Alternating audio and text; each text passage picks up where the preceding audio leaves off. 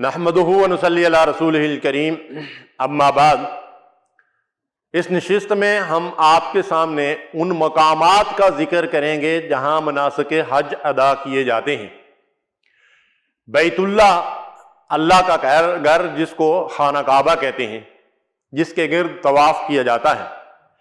حتیم، بیت اللہ کے شمالی جانب وہ گول دیوار، اس کا اندرونی حصہ جو ہے یہ حتیم کہلاتا ہے۔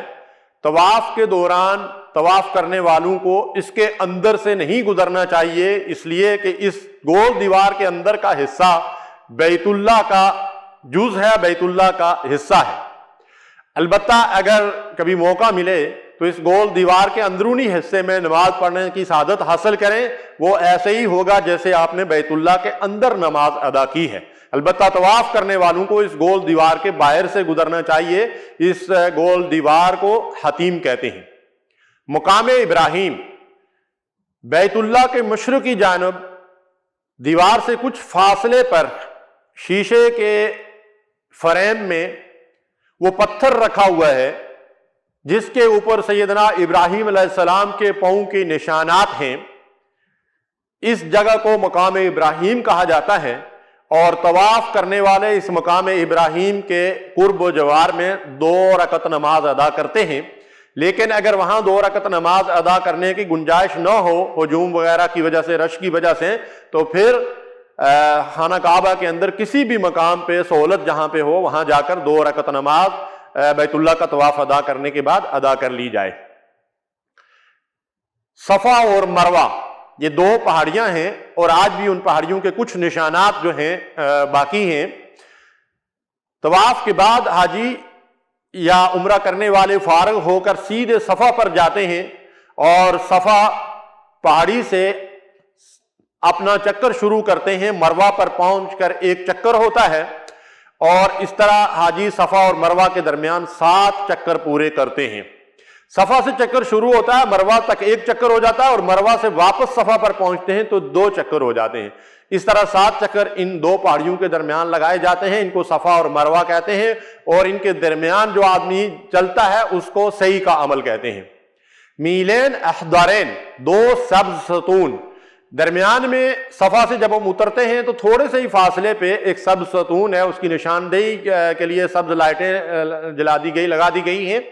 ان 2 سبز ستونوں کے درمیان مرد حضرات کو ذرا تیزی سے چلنا چاہیے، خواتین اور بوڑھے معذور لوگ اپنی عام نارمل چال سے ہی چلیں گے۔ ان کو میلین اخضرین یعنی سبز ستون کہا جاتا ہے۔ عرفات، وہ میدان جس میں حاجی یوم عرفہ کو قیام کرتے ہیں، یہ وہ تاریخی میدان ہے جس میں مسجد نمیرہ بھی ہے، اور وہاں نبی کریم صلی اللہ علیہ وسلم نے حج کا خطبہ ارشاد فرمایا تھا۔ مزدلفہ، اس کو مشعر الحرام بھی کہتے ہیں، یہ وہ وادی ہے جہاں رات کو حاجی یوم عرفہ کی شام کو واپس لوٹتے ہیں اور رات مزدلفہ کے اندر گزارتے ہیں۔ وادی محصر، مزدلفہ اور مینا کے درمیان وہ وادی ہے جہاں ابراہہ کے لشکر پہ اللہ تبارک و تعالیٰ نے عذاب نازل کیا تھا۔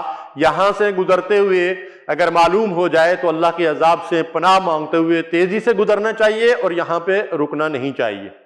جمرات، وہ 3 ستون جو رمی کے لیے یعنی کنکریاں مارنے کے لیے بنائے گئے ہیں، ان کو جمرات کہتے ہیں، اور رمی کرنے اور کنکریاں مارنے کے عمل کو رمی جمرات کہتے ہیں۔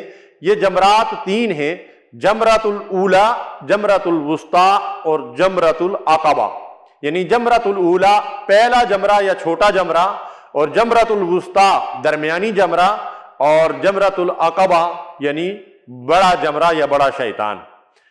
اللہ تبارک و تعالی ہمیں دین کا صحیح فہم عطا فرمائے اور سنت پر عمل کرنے کی توفیق دے۔